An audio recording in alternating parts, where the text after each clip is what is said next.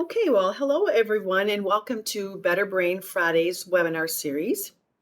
My name is Lisa Wells, and I work at the Aging and Disability Resource Center. And with me today is Angela Height, who has been partnering with me for the past 12 years on this series. And hopefully next year, Angela will be at Dove Healthcare, keeping our fingers crossed so we can meet in person again next year. But before we get started, just a couple of things. If you could do me a favor, and if you could just make sure that your mute button is muted. Usually, when we do these presentations, Angela and I are making sure everything is in order, the technology is working, and I'm the presenter today, so I can't do some of those things. So if you could be sure to have your mute button on. But I want you to have the opportunity to, when you've got a comment or a question, to please either unmute yourself and ask, or you can put your question or comment in the chat box below. I'm hoping today that we can have some really good discussion. We've had a really good year. Angela, I say this every year, but I think this year was our best year ever. The presentations were so good, and they were very empowering. Some were kind of difficult, some were lighthearted, and I have to tell you that it was really difficult to try and wrap it up and to summarize each of the presentations. So what I'm hoping to do today is I just want to do a review. So we had 7 presentations, and so I just took some of the key points that I found from the presentation. So I'll just kind of briefly go through that. But then I really want to have at the end of each of those is just have some discussion. What was your takeaway? What did you get from the presentation, or what did you learn from the presentation? So I'm hoping if you were at that webinar that you would share some things that you gleaned from the webinar. And then what I'd like to do when I finish that is do some brainstorming for 2022. I'll walk you through some of the presentations that we've done over the past 12 years, and I'd like to hear from you.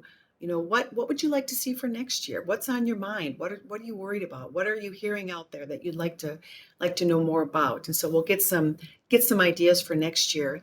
And then I will be sending everybody an evaluation and all the participants over the past several months of how you thought about the webinars. Did you like them virtually? Would you prefer in person? Would you prefer hybrid? Give us an idea of what we can do to make sure that next year is good. And then I'll just talk about some upcoming events that will be happening. Sound good? Thumbs up? Okay. So the first presentation that we had was Memory Changes, What's Normal? And that was with Dr. Amber Ebert. And she was so good, and she made the presentation very easy to understand, very lighthearted. And I really enjoyed her presentation. There was a lot of really good information. And so some of the key points of her presentation for me were, what's normal age-related memory loss and what's dementia? What are some of the risk factors? That real importance of early diagnosis, and then some other things that can cause dementia-like symptoms. And then she walked us through some really good case examples to give us an idea. So it was really thorough, and it was helpful. So some of the things that she talked about is what's normal age-related memory loss. And we know that it's memory lapses that have little impact on daily performance. So I think, we all have memory lapses, right? We forget where we park our car. We forget where we put our car keys while we went into a room. Those are all normal age-related memory loss. You still have the ability to do what you need to do. So even though you forget where you put your car keys, you find them later. You probably find them, either on the countertop, or maybe you left them in the bedroom, or on someplace else in your house. You find them. And the thing is, the most importantly that she really emphasized was it doesn't disrupt your daily life. So it doesn't disrupt your work or your hobbies or all the things you do with your family, social activities, church activities. So that's a good thing to remember, is it doesn't disrupt your daily life. And I think that was really good for people to hear, because again, we all have some forgetfulness, and especially as we get older, you think of all the years you've been living and all those memories that you have, and sometimes it takes a little longer to reach back to those memories to get them out. And so we all have these things, but it doesn't disrupt our daily life. So Dementia, though, that's where it's persistent. It's where there's a decline in two areas of your thinking skills, your intellectual abilities. So, of course, your memory, but also, your language, your ability to understand and to be able to say things, to interpret what's being said to you, your judgment, your executive functioning, your planning and your organizing daily life, abstract thinking, and visual spatial things. So it's really a difficulty in performing those simple tasks. So if you forget where you put your car keys, but let's say your spouse found them in the Cheerios box, that probably wouldn't be so normal, would it? Or if you forgot where you parked your car, but you get out to your car and you're not sure how to drive home or how to get home. So there's that difference. So, it's unable to really recall specific instances when memory caused problems, getting lost in those familiar places, can't follow directions, maybe words are forgotten, they might be garbled. You repeat phrases and sentences over and over again, and really trouble making those choices. So, and you may show some poor judgment. And then she talked about, what are the risk factors? And we know that the greatest risk factor for developing any Alzheimer's disease or any type of dementia really is age. The Alzheimer's Association says that 1 in 10 people 65 and older will develop Alzheimer's disease or other type of dementia, and 1 in 3 85 and older. So we know age is certainly the greatest risk factor. Family history and genetics. And I remember I found something, one of the things that she mentioned with risk factors. Let's see, what was it? I know that when you have a family member, like a parent, especially if they're younger in age, can also increase your risk. Is anybody living with long enough to with Down syndrome may develop Alzheimer's disease. Gender, women typically, because we typically live longer.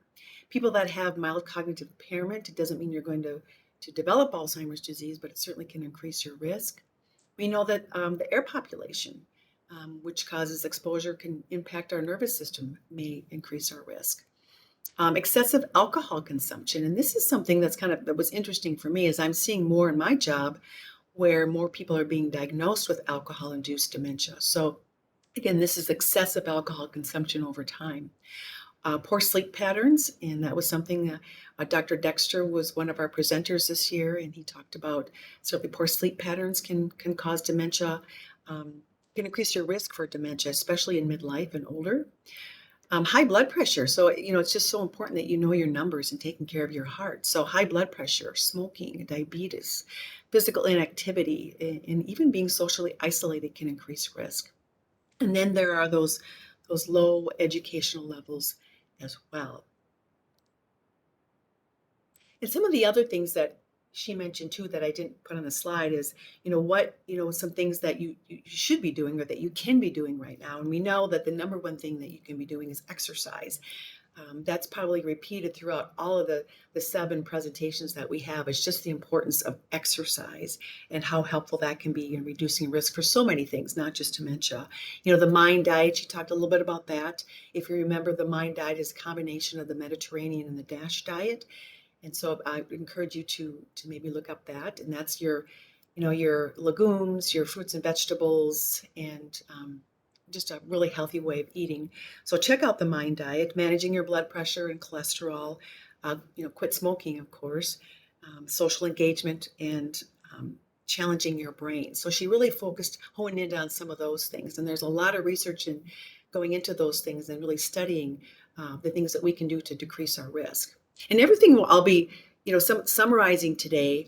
I want to challenge you, if you're interested, to really research further and dig into it a little bit more. So getting back to, she talked about there are a lot of other things too that can cause memory changes and dementia-like symptoms. And so one of the things that she talked about, or several of the things she talked about, is depression. That can mimic memory changes and dementia by signs of memory loss, concentration, memory, your energy, your motivation, agitation. Those are all signs of dementia and depression. So that's why it's just so important to, really get it checked out to make sure that it's not dementia, and depression is something that's treatable. Obstructive sleep apnea, we've heard that can certainly cause some of the same symptoms as well. Vitamin deficiencies, especially vitamin B12, which helps brain function, and if lacking, can cause memory loss and dementia. And if you've ever heard of hydrocephalus, and this is where it's also known as water on the brain, where fluid builds up in the skull and causes it causes the brain to swell. So that can cause dementia-like symptoms. Thyroid problems. Thyroid glands control your metabolism, and so if it's too fast, you can become confused. If it's too slow, you can feel sluggish and depressed. So it can cause forgetfulness and difficulty concentrating. And then you have medication reactions and interactions. Just think about how many medications people are taking. As we get older, we seem to be taking so many more medications. I know for myself, I think the most medications I've ever worked with somebody, it was a gentleman, he was about 72 years old, and I think he was on like 24 different medications. And I've heard of even more, but just think about the reactions and the interactions, how that can sometimes cause some memory changes. And there's certain medications that certainly can cause memory changes as well. And then again, that excessive alcohol use. So she went on to talk about the importance of early diagnosis, because if something's going on, it's just so important to, if you had a broken leg, you'd go to the doctor, right? If you aren't feeling well, or if you're having stomach problems or whatever, you go to the doctor to find out what's going on. So why do we go to the doctor when our memory or our brain isn't functioning right? We need to keep that in mind. If something isn't seem quite right, let's go get it checked out, because as she mentioned, there's so many other things that can cause memory changes and dementia-like symptoms. So early diagnosis really is the key, because it could be a treatable medical condition. You can maximize the benefits of early treatments. There's no way to there's no cure, there's no way to prevent or slow it down, but there are some things that we can do to help with the symptoms of the disease, and really knowing what's out there as far as resources and how to, what's available to help you. It's really time to work on your bucket list, maybe doing some of these things that you thought you would do later on. Maybe it's time to start doing some of those things now. And it's an opportunity to really take advantage of support and the resources that are available in your community. What I see so many times is people waiting until the very last minute, until they're in crisis mode. And then, you can't, when you're in crisis mode, you can't make good decisions.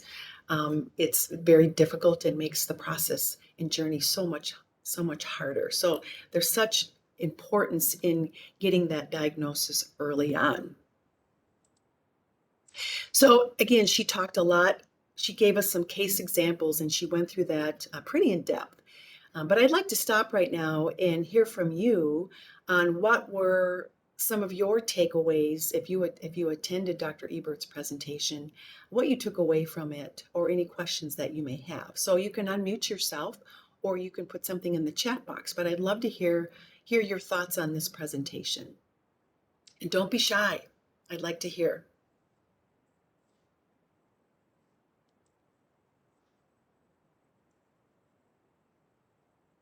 How about you, Angela? I think you hit all of the main points, and the most important points, but I recall her sharing her contact info. I don't know if it was an email or phone or her office, whatever. And I think it's important that, in addition to, understanding what the key takeaways are, to know that now we've all met some good resources too. So to use those resources that we've met, and if we have a follow-up question or a concern, to not hesitate to call her or send her an email for guidance, because we're lucky to have such wonderful presenters that open themselves up for continued conversations after these webinars. So that's something I always try to remember is, if I have a question, well, why not go back to that person that shared the info? So just to reach out to her if you have questions or something that you don't understand. I did include in today's presentation, everybody, all of the presenters' contact information too. Mhm. Mm-hmm. Good. There is something in the chat from Sandy. It said, I missed this presentation. I just put it on my to-do list to view it. Lisa, could you provide the view link again for these presentations? Yes, and I will do that. And all the presentations, the recordings are on our website. I've got them all on there, except for one. So they're on our website, and then also I'll be putting on our website all the slides from the different presentations. So they will be available to everybody. Yes. Mhm. Yep. And I want to let everybody know too, if you live here in Eau Claire County, I know not everybody may be from here. We're fortunate here in Eau Claire that we have 3 memory clinics. And I know that memory clinics are throughout the state of Wisconsin. I think there are like 40 some different memory clinics throughout the state. And so it'd be important to find out in your county if there are memory clinics, but we're fortunate here to have 3. Mhm. All right. Any other last minute comments or questions? Feel free to shout it out or put it in the chat box. Love to hear from you.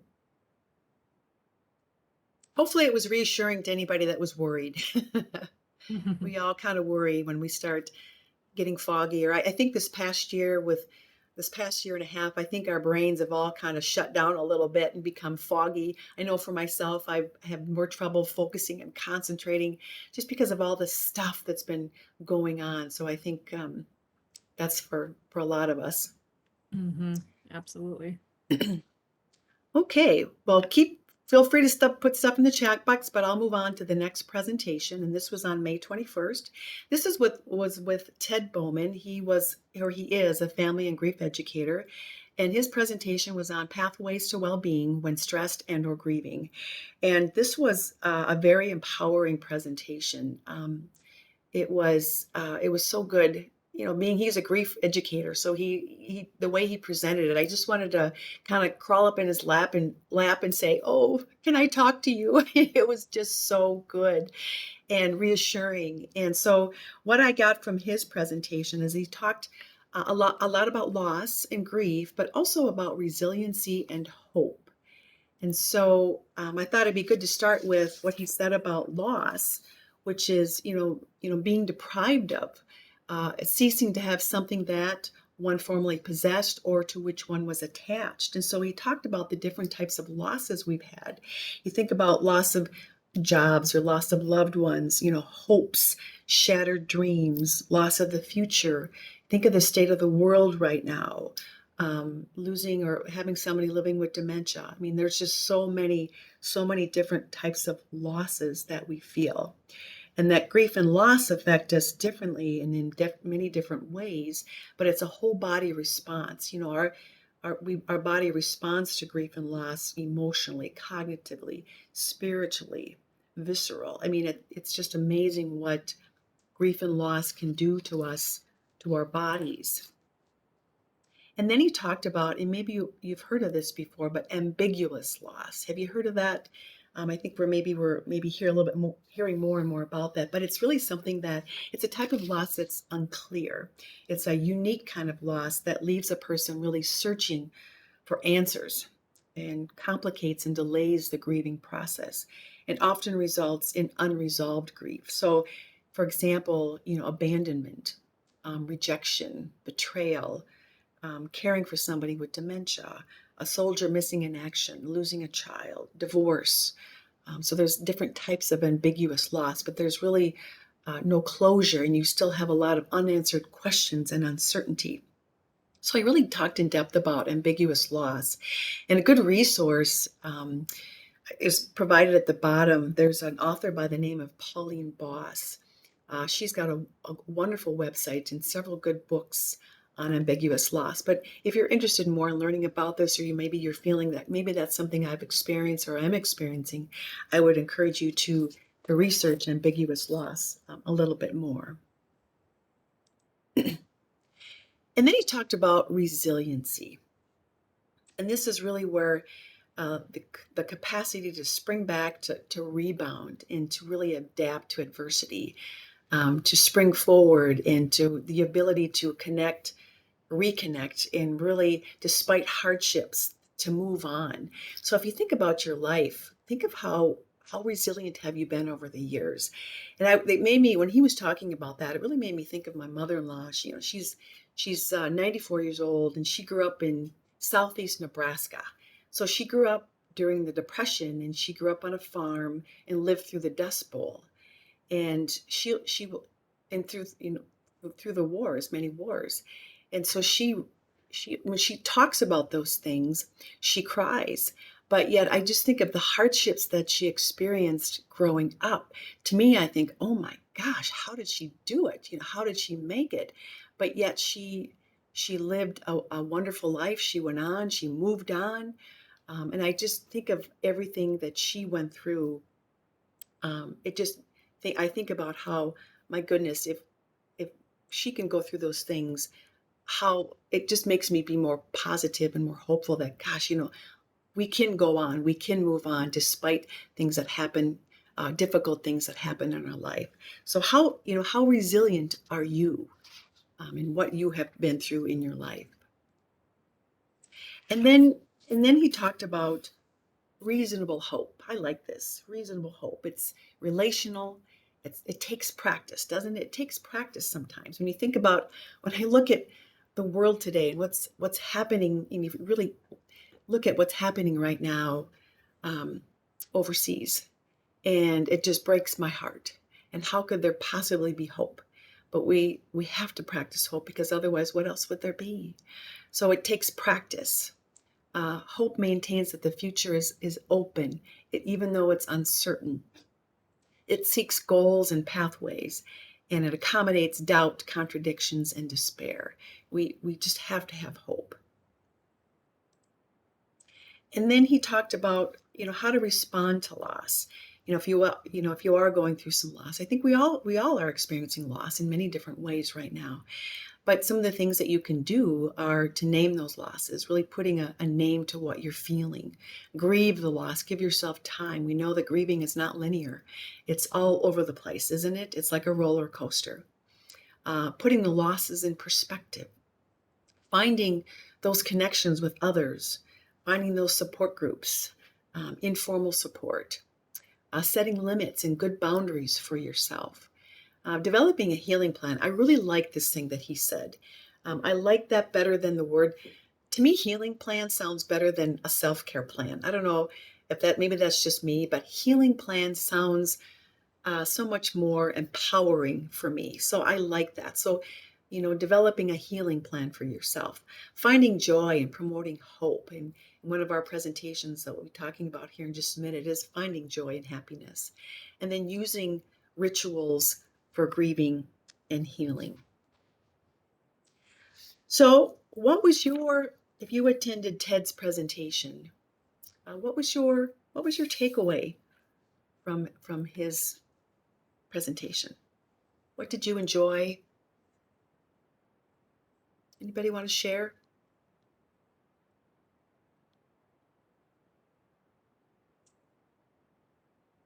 No, I'll just comment that it was a more challenging one for me to sit through, just because was very like heavy material. But I think it's good for people that maybe don't deal with these issues, they kind of stuff it.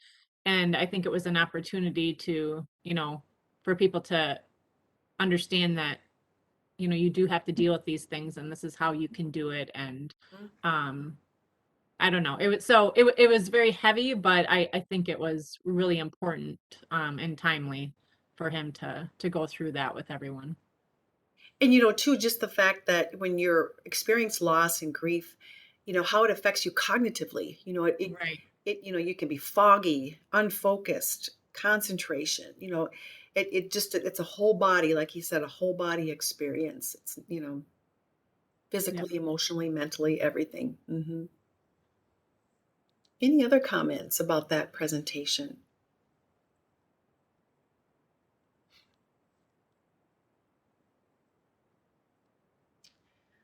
Well, I'll move on to the next one then.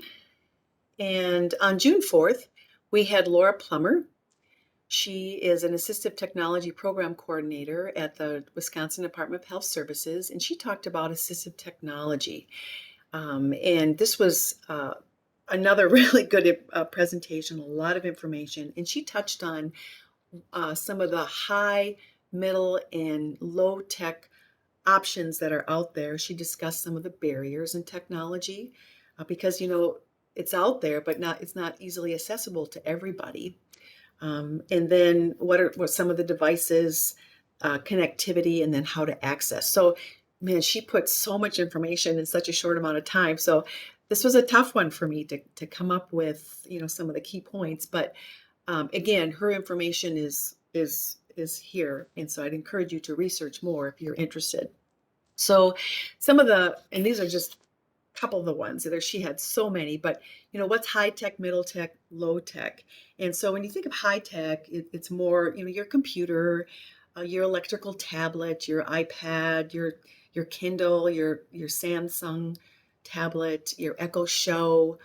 These are some high tech things, but also like an electric wheelchair or a portable word processor or text to speech. Those are more high tech options. And then you have your middle tech, which are things like a screen magnifier, maybe an audiobook, an Echo Dot, which is on the right there, your calculator, adaptive switches in your house, a scooter, a voice amplification. So those are some middle tech assisted devices. And then you've got low tech, which is like, your emails, your phone, post-it notes, highlighters, Velcro, a graphic organizer. Now, there's just a host of things. I mean, this is just such a small portion, but she wanted to give us an idea of the different things that are out there. So if you're interested in learning more, certainly give her an email or a call. But she also talked about if you want to have any of these things, it's so important to know what's your goal for having them, or why do you want to have these things? And so she talked about, is it for family visits and check-ins? Do you want to use maybe a Echo Show for increasing engagement with your loved one or the person that you might be caring for, or a grandchild? Is it to help you with daily living tasks? Do you want to use it to have your groceries delivered or medicine delivered? Is it helpful to have something to help with personal care and care providers? Will it help manage your home environment? I think about one of the really high-tech things or smart home technology things that we have is we were on vacation last week and I couldn't remember if I turned the air on or not. So I just went to my computer or to my smartphone and I was like, oh, I forgot to turn it on. So I was able to put my air conditioning on when I was way up in northern Minnesota. So that's, I wanted to manage my home environment.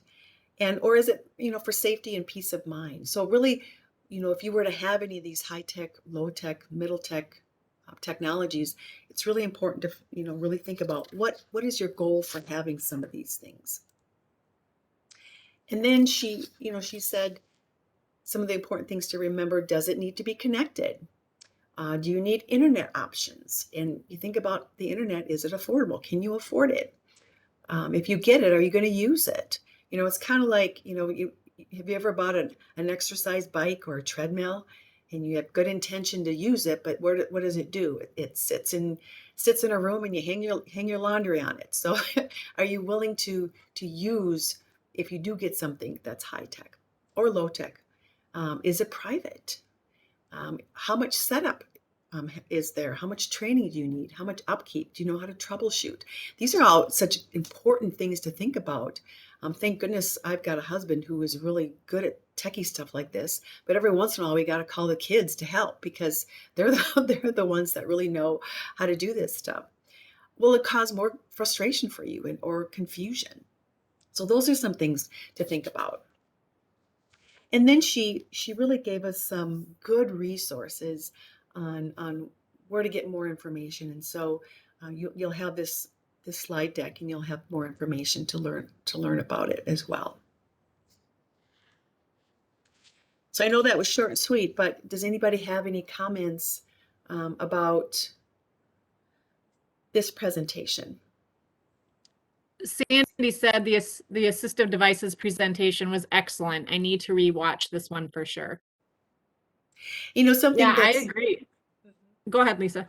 I just wanted to mention too that, if you're looking for just to maybe try out some things before you buy, or you've got questions about things before you buy, but that's why it's so important to call or contact Laura, or even contact your local aging and disability resource center. I know at our ADRC in Eau Claire, we have a loan closet. We don't have a lot of your high tech assistive technology, but we do have some middle tech things. And so contact your local ADRC to see what they might have available that you could check out and try for a while before you buy, or even maybe with some questions. So give that a try. Anybody else have any comments or questions about that presentation?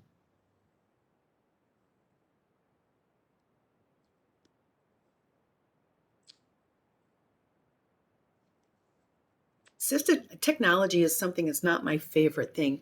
This past year, we've had to learn how to use so many different virtual platforms, from WebEx to Zoom, even FaceTime.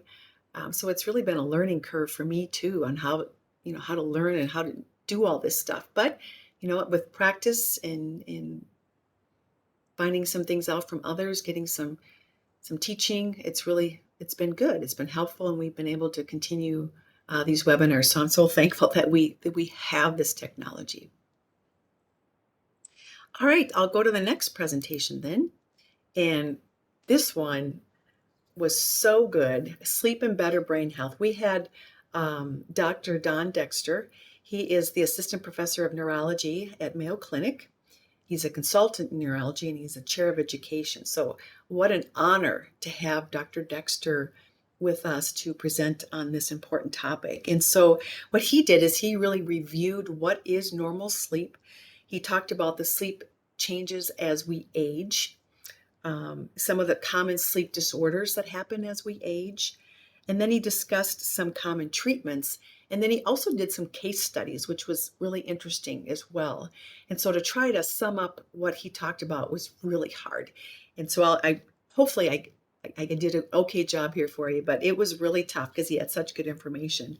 So, and that beautiful baby that I just saw right there, that sweet little thing is my grandbaby. What's fun about having grandchildren is I can use their pictures and presentations.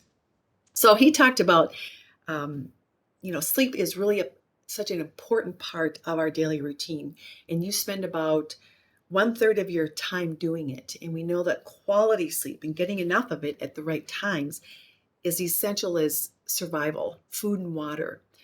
Without sleep, you can't form or maintain the pathways in your brain that let you learn and create new memories. It's harder to concentrate and respond quickly. So sleep is really important to a number of brain functions, including new nerve cells, neurons communicating with each other.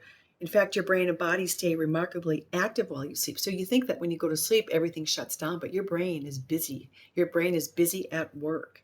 And research findings suggest that sleep plays a housekeeping role that really removes all those toxins in your brain that build up while you're awake. But sleep changes with aging. And so the total sleep time decreases by 30 minutes per decade, starting in midlife. But people 65 and older still need 7 to 8 hours of sleep every night. So I have to ask you this question. How many of you get 7 to 8 hours of sleep every night? Anybody? I wish I got 7 to 8 hours of sleep. I try to get 7 to 8 hours of sleep, but it doesn't always work that way, does it?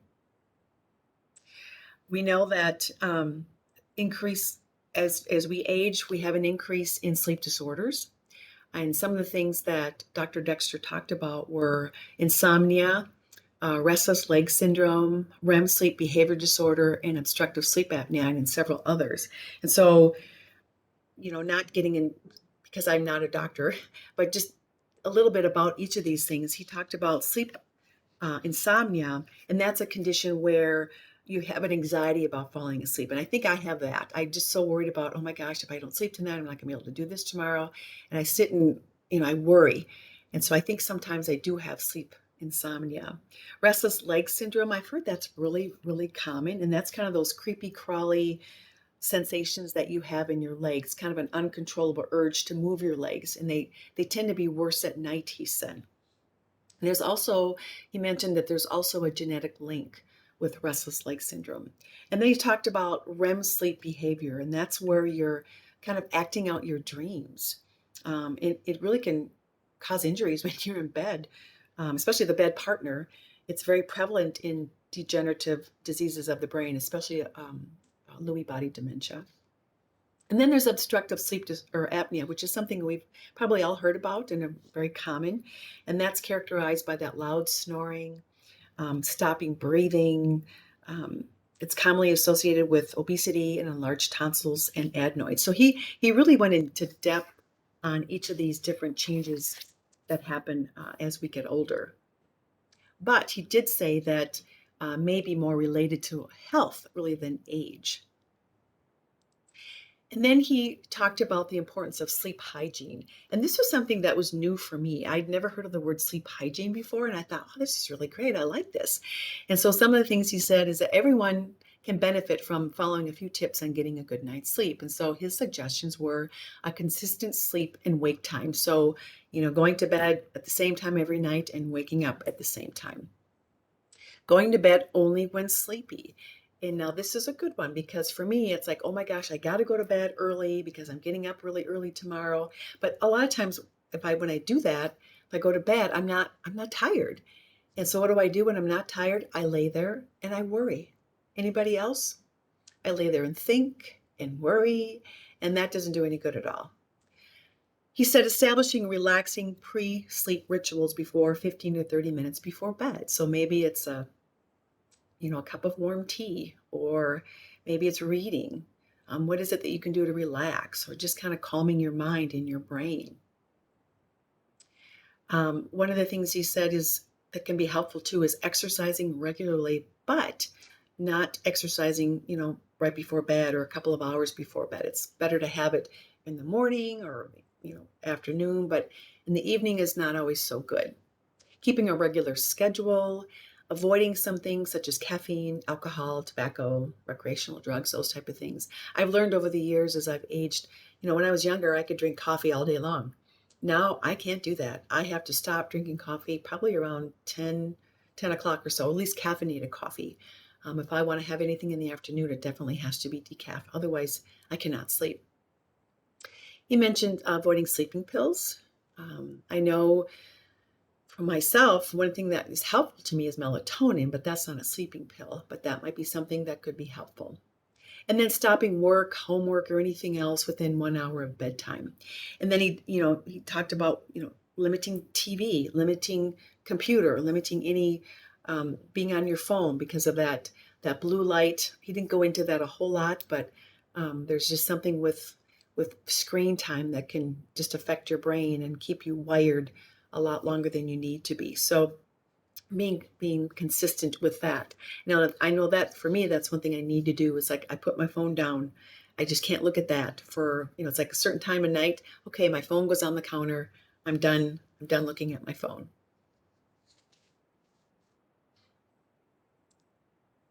And then he provided some really good resources, the National Sleep Foundation, which you can Google and check that out. And then also his contact information at the Sleep Disorder Center at Mayo Clinic. So what were your takeaways from Dr. Dexter's presentation?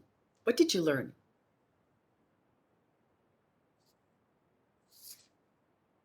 Or does anybody else have sleep problems besides me? Oh, no, I do. Between 2 and 5. Yes. Mm-hmm. Yeah. I do try those things he mentioned, and I'm probably not as strict about it, as far as every night, but I sometimes feel just with talking to people that there's nothing that's going to be 100% cure all, but it's worth continuing to try things, of course. And he did say too, if you are struggling with your sleep, if it is causing a disruption, it's so important to get it checked out. Could it be sleep apnea? Could it be something else? So if you are really, really struggling, be sure to be talking to your doctor about that. hmm Any more comments or suggestions? Heather said she really liked the sleep hygiene reminders. Yeah, and if anything, they were good reminders to us. Yep. I remember listening to a presentation one time on sleep. It was the presenter said, you know, how you wake up in the middle of the night and you're thinking about something, right? Instead of continuing to think about it, you know, to have a pen and paper next to your bedside and write it down, and then let it go, and then go back to bed. I thought that was just reminding myself of that, you know, because it's so easy to just think about stuff, or, oh, I can't remember, I can't forget to do this tomorrow. Well, write it down, and, you know, don't turn the light on, but Okay, You need one of Lisa. those lights with a pen on it, so it there you doesn't. go. There you go. Yeah. Yep. Does somebody have a comment? Yeah, can you hear me? I can hear you. This is Diana. It says no medication. However, I take medication for restless legs, hmm and that also helps me sleep. I don't know as though I'd sleep without it. Yep. hmm Well, But again, you know, that's talking with your doctor about that, and certainly the necessary medications that can be helpful. You know, just oh having that yes, communication with your doctor is so important. and I have. And another thing, sometimes if I can't get my mind cleared of stuff, I'll count backwards or do the alphabet Oh, backwards. there's a good idea. Yes. So that usually helps. It shuts hmm down my thoughts. hmm Yeah. Does anybody have any other good ideas that you do to try to fall asleep?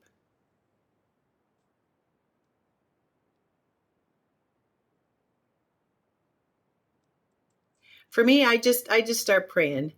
And, you know, it's like I pray, and then before I know it, I'm asleep. So that's what works best for me.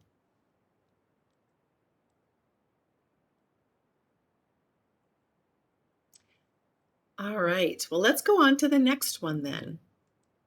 So the next presentation we had was trauma-informed care in older adults. And this was with Scott Webb, and he is a trauma-informed care coordinator with the Wisconsin Department of Health Services. This was a very heavy presentation. It was a very complex presentation.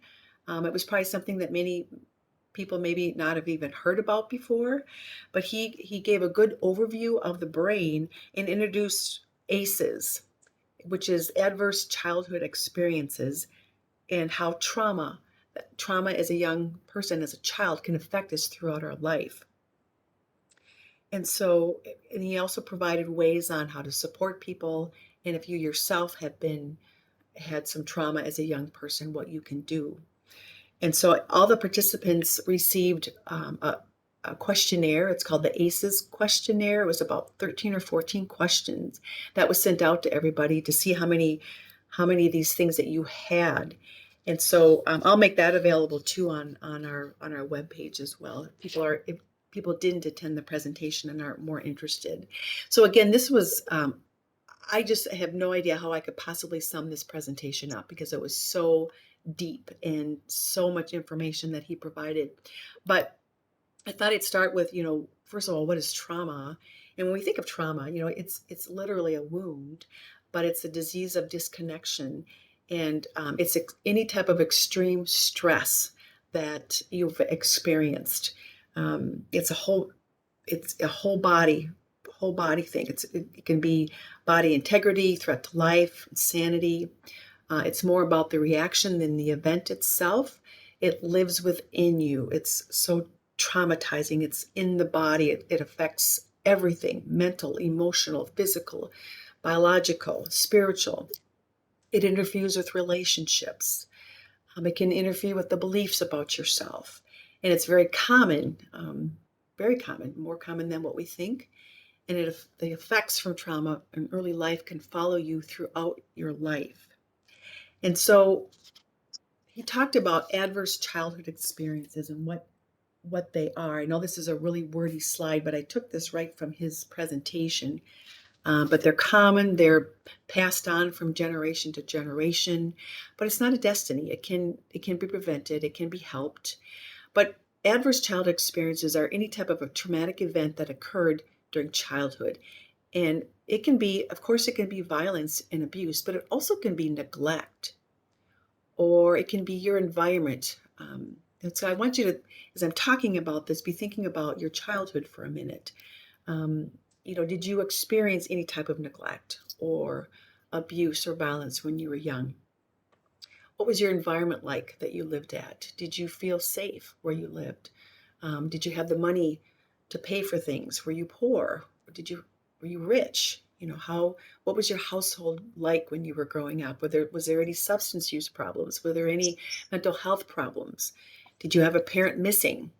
Was there a parent in jail? Or so the score from this questionnaire, you get a score, and it kind of tells you where you're at, but they're linked to chronic health problems as you get older, mental illness, substance use problems in adulthood. They can negatively impact your education, your job opportunities, and earning potential. But again, as he talked about, it can be prevented. So this is just not a all-inclusive list at all. This is just a small sample of what adverse childhood experiences can be. But again, in childhood, throughout your life, and as you get older, it affects social, emotional, cognitive impairment. It can cause health risk behaviors. It can cause disease and disability, a lot of social problems, and even early death. So it really is something that's a whole body experience.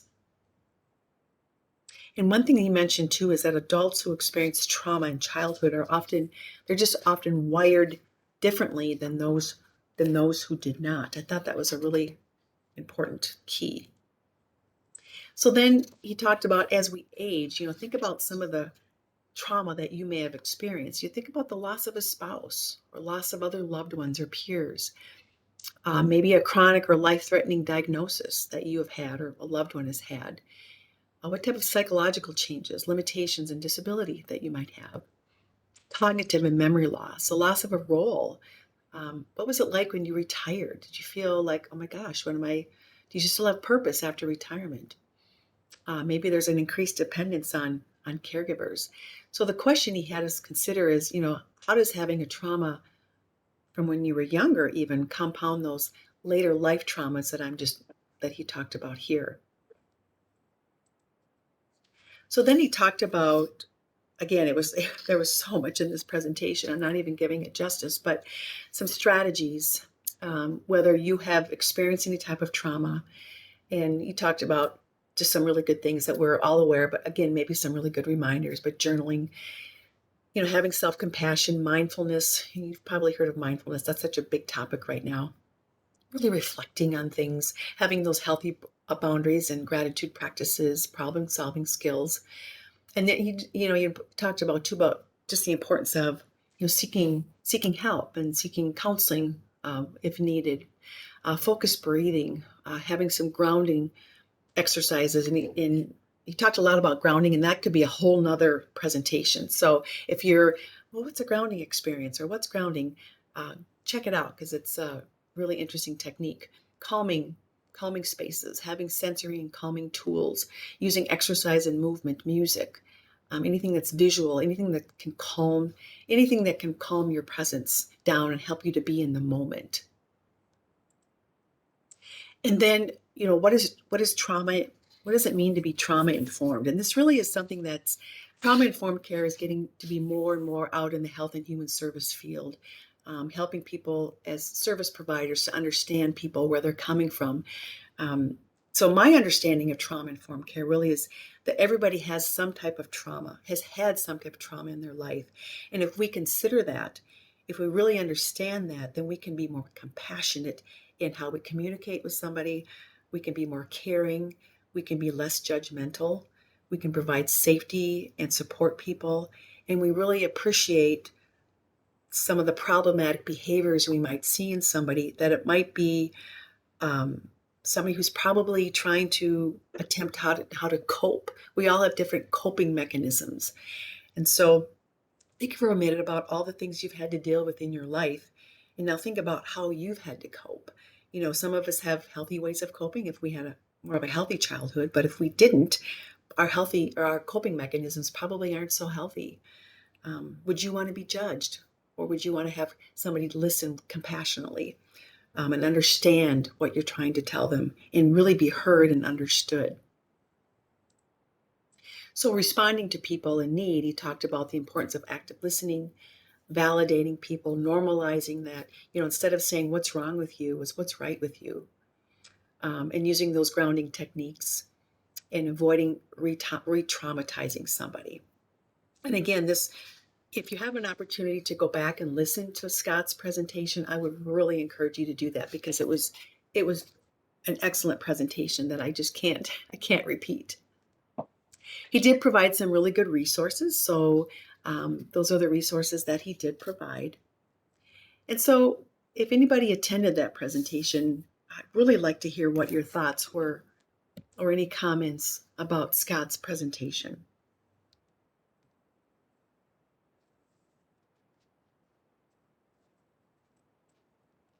Or any questions? I personally thought it was probably one of the most powerful ones, because I think there's real opportunity for everyone that's willing to watch it and sit through it to make positive change, not just for yourself, but for others in your life.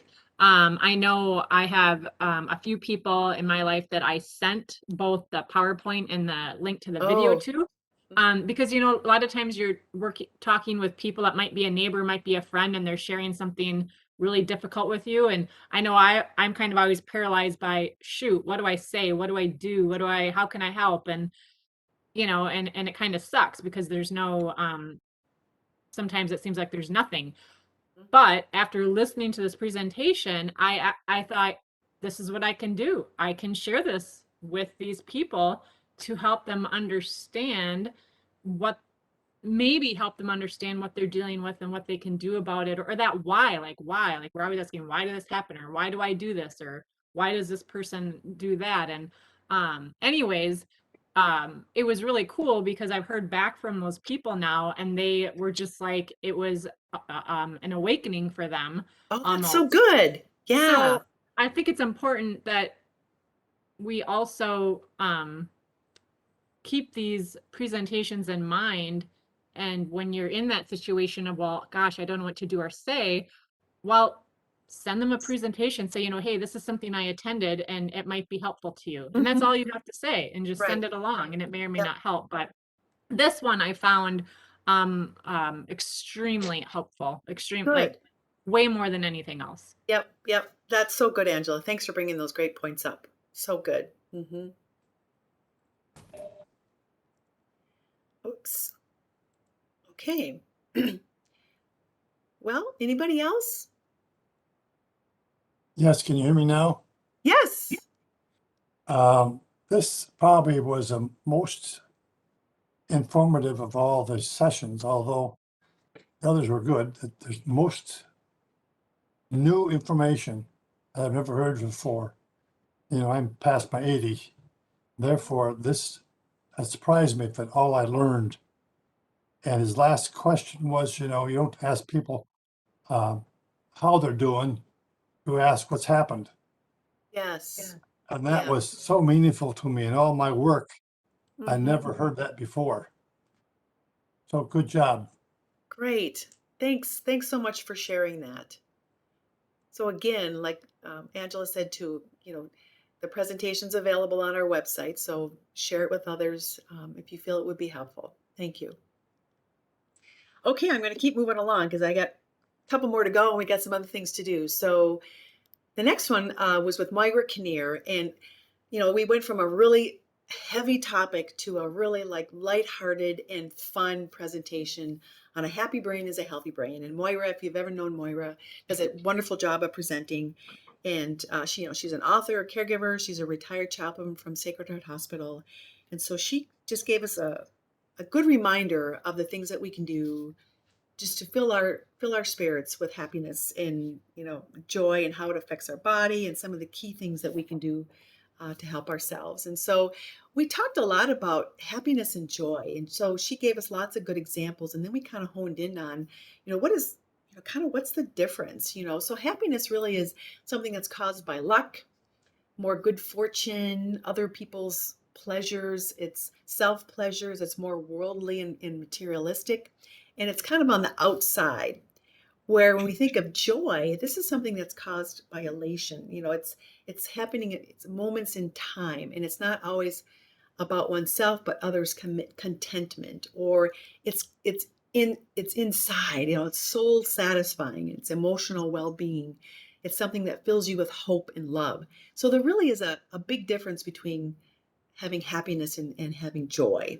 And so an example would be a person eats a good meal at a restaurant and likes it. He's happy about it, but he'll forget about it later. But when one makes the meal themselves for the first time and likes it, then it's kind of joyous, isn't it? That joyful feeling will be remembered by that person for a long time. Or think about it this way: winning a lottery can bring happiness to a person, but giving birth to a child brings joy. I found this wasn't from Moira's presentation, but I found this website below. It's called Happiness Alliance. It's got a really kind of a lot of fun information on it. So just for fun, if you're interested in a little bit more, check out this website. It's happycounts.org. So then, what are some of the benefits of feeling joy and happiness? And now let me just ask you this question. You're looking at these two beautiful children.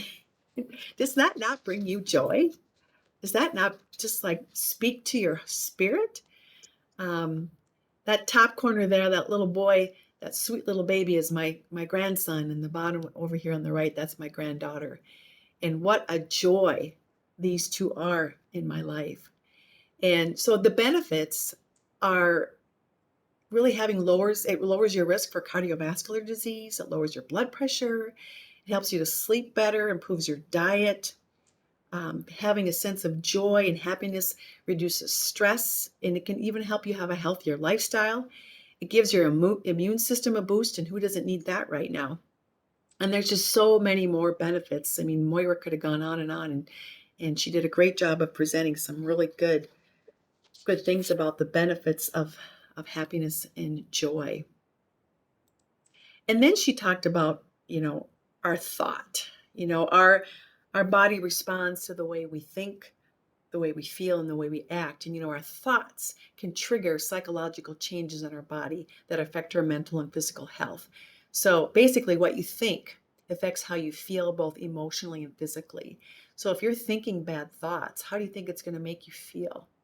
If you're thinking good thoughts, how is that going to make you feel? So our thoughts play such an important part. But the important thing is that one thing I've always remembered and that I know is that we have a choice on what we think. We have a choice on whether or not we let thoughts stay in our head. We can push thoughts away when they're not good thoughts or heavy thoughts, but it's all a choice. And so some things that we can do that Moira mentioned is that things that we can do is express our feelings in appropriate ways, trying to live a balanced life, developing that resilience that was talked so much throughout this brain health seminar series. And if you'll notice, the word exercise is in here quite a few times. And that's another thing that's been talked a lot about over the years. Again, the importance of exercise, because it affects your mood. It's emotional, physical, mental, so much. And so exercise, learning how to calm yourself when you're upset. What are some things that you can do to calm yourself? Taking care of yourself, smiling at others. If you ever notice, if you're walking down the street and you say hello or you smile at somebody, you can't help but smile back. Be a light to somebody else. Don't be envious. Quit the blame game. That's a good one. For goodness sake, say I'm sorry. Why can't we say I'm sorry? Just say I'm sorry. There's that exercise word again. Another one she went on and talked about quite a bit was forgive and forget. By not forgiving, we carry a burden. Why carry that burden around? Just forgive and forget. Let go of the past, because you can't change the past. The only thing you can do is move forward. And you can't change the past, but you can have a better future. Give thanks, have that gratitude journal. Write down something every day, what you're grateful for. Tell others what you appreciate about them, and really look for that silver lining. So her presentation was really uplifting, and we shared lots of stories, personal stories, and I felt really kind of a little lighter after that presentation. So, did anybody else attend that presentation, and what was your takeaway from Moira's presentation?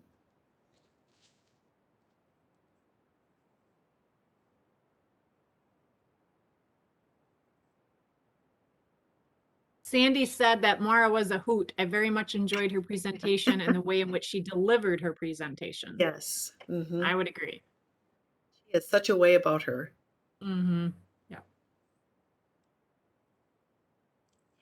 All right, then I'm going to move on to the very last presentation we had a couple weeks ago, and that was with registered dietitian Pam Van Kampen and chef Lori Fernandez, and this was a lot of fun. Pam talked about intermittent fasting, what that is, and then Chef Lori, they took breaks throughout the presentation, and Lori stopped to do some cooking demos. So I can't do the cooking demo for you, but I can tell you what she cooked and what she made, and it looked absolutely delicious. But we'll start with what Pam talked about. I don't know if anybody's ever heard of intermittent fasting, but this is kind of a new word. I think I probably hearing about intermittent fasting was something new for me this year. I'd never heard about it before. But what it is, it's actually been around for a really long time, and for nearly 2,500 years. But what it is, it's an eating pattern that includes hours or days of no or minimal food consumption without really depriving yourself of any essential nutrients. And calorie consumption on those fasting days typically are limited to lean protein, nuts, low glycemic index produce, water, and other free beverages. And so what Pam did is she gave us 10 myths about intermittent fasting and 10 facts about intermittent fasting. So I provided today, what it is. And so intermittent fasting, it can mean skipping breakfast for some. And there's a couple of different types of intermittent fasting that she talked about, and I'll share that in just a minute. It also is weight loss. Weight loss can occur, but it's not guaranteed. All intermittent fasting is not the same because there are different types, and you can eat a variety of whole foods, good foods.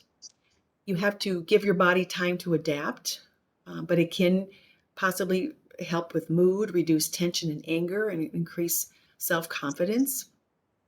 It's been shown to boost your metabolism. Reducing nighttime eating also has a lot of health benefits as well. As you are intermittent, if you're doing any of these type of fasting things, it's important to hydrate. And it's something that you want to do short term because you don't want to put your body into any type of starvation mode. And she really, really talked about the importance that it's not for everyone. And if anybody is interested, it's so important that you talk with your doctor first before we're doing any type of intermittent fasting, because you're taking medications, you have a certain medical condition that can certainly affect if you do intermittent fast. And so there were different types, and I went online and I kind of did a little research myself, and there are a lot of different types of intermittent fasting, but Pam talked about these three main patterns.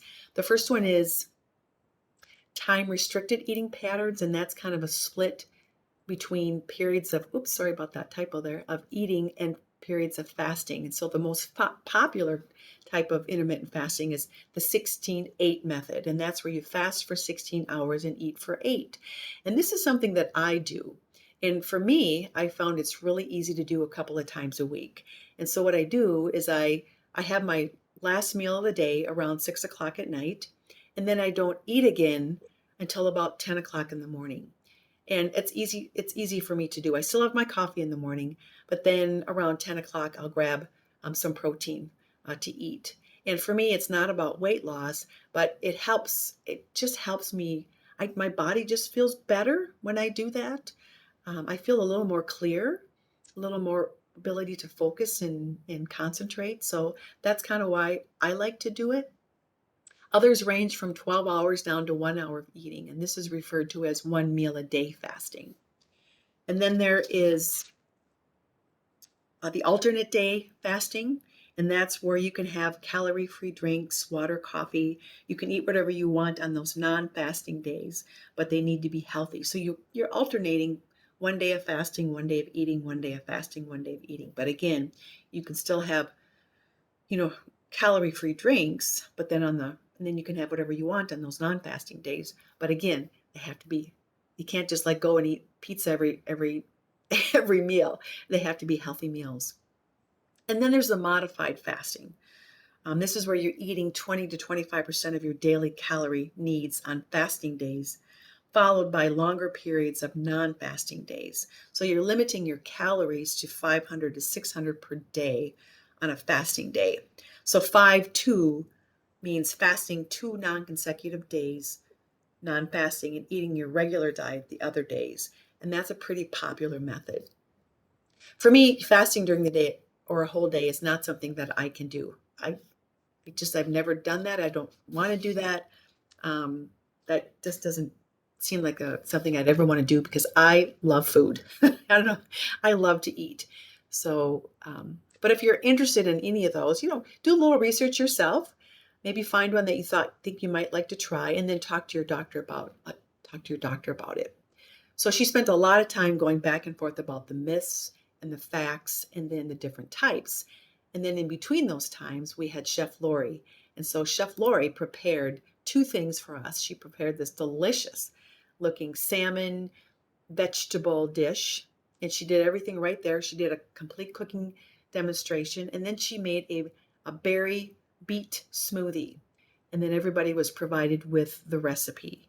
And this will be on our website as well. So, she's making this, and it was around lunchtime, and I could just smell it. It was wonderful to watch her prepare it. And one thing that I liked about what she said that I never really thought about before is how you plate your food, and how important that when you plate it, that it looks desirable. Just look at how pretty this looks. Don't you just want to dig in? And so it's more about how your food looks versus how, you don't want so much on your plate, having, smaller portions, because we don't need those big portions, but the more appealing and eye appealing it looks, and really savoring every bite, taking that time to be mindful of what you're eating. And then the berry beet smoothie, I thought, gosh, beets? That doesn't sound like very good to me for a smoothie. But when she made it, I haven't tried it yet. I love smoothies. I have them all the time. But this is one recipe I'm definitely going to try.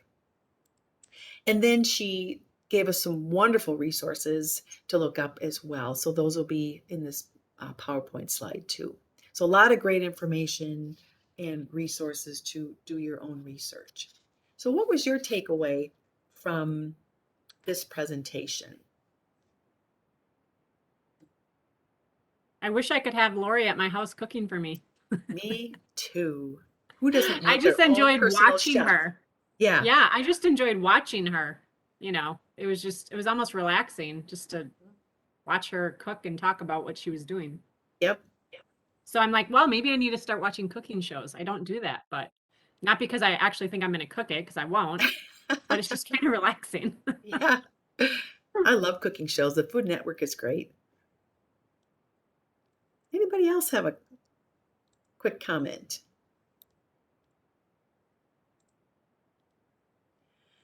All right. So those were the 7 presentations from this year. And so what I'd like to do now is I'm going to put up here. So these are all the presentations that we had this year. And what I want you to do is I want to encourage you to take a look at each of these different presentations that we had. What are you interested in? What are some things that you can do to have better brain health? Do you need to maybe talk to your doctor about some of the memory changes that you're having? Are you stressed right now? Are you grieving? Do you need to maybe talk to a counselor or talk to somebody at church or somebody more about what you're dealing with? Do you need to look at maybe some assistive technology to help with some connecting, learning about that? Do you need to sleep better? Talk to your doctor. Do you need to practice some sleep hygiene? Do you know somebody who's struggling right now that maybe has had some trauma in their life, or maybe yourself? Learn more about, if you've had some trauma as a child, learn more about adverse childhood experiences and what you can do. What do you need to do if you just aren't happy right now, or you're really struggling with some things? What are some things that you can do to find joy, to create that healing plan for yourself? Or is intermittent fasting something you're interested in? So I really want to encourage you to take a look at these things, and what are one or two things that you can do for better brain health, and research, maybe watch some of the videos, maybe talk to your doctor, talk to some friends, but make a plan for better brain health for yourself from these past presentations.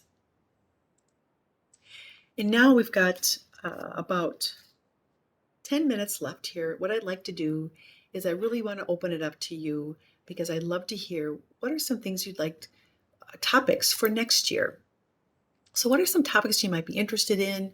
What do you want to learn more about? Do you prefer in-person or webinars? Should we do this like this next year, or should we have in person? Are there any topics that are missing? And then do you know of any excellent speakers that we could get? And so then I just put here at the bottom, these are just some of the I think all the different types of presentations we've had since 2009. So I really would like to open this up right now and hear from you. What are you interested in for next year? So please share, unmute yourself, put in the chat box. What do you want to hear? Sandy said that she loves it, in all caps, virtually. Oh, yeah. Mm-hmm. She also asked were the presentations recorded prior to this year, like in the past have we recorded? No, And this was the first time. Yeah. Mm-hmm. It took me a while. I had to figure out how to do it. That technology I had to learn. Is there any topic that you've been hearing about that might be missing? What do you want to learn more about? Sandy said, I would like decluttering and organization.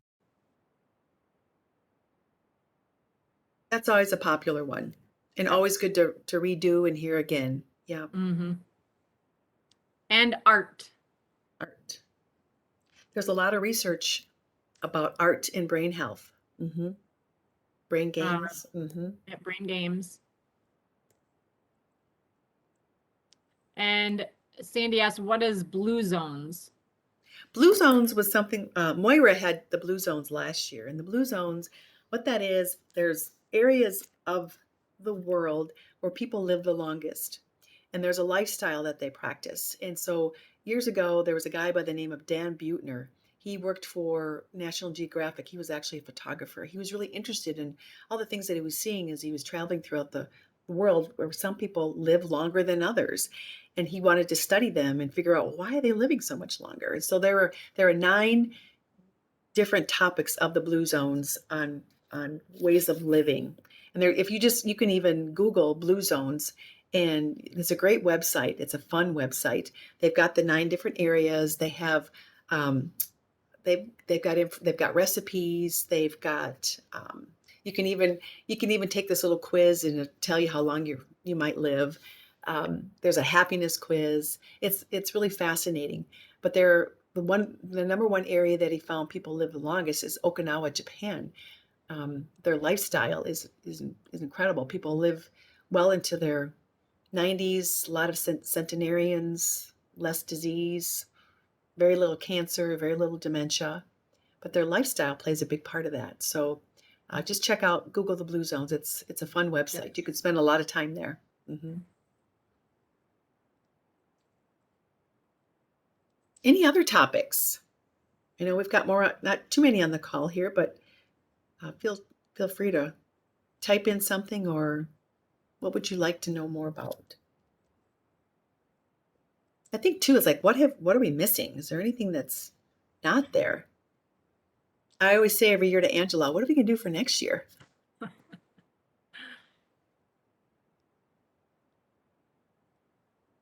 It's a very good list. I myself cannot come up with anything.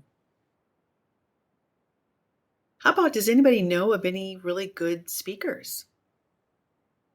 Maybe you've heard something, you've gone to something that we could reach out to.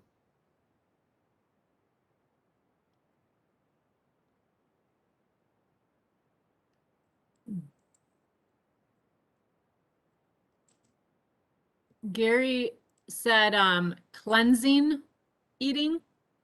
Okay. Yeah, there's a lot of different things to do to, I've even heard about, like, how to cleansing your liver, cleansing your gut, Well,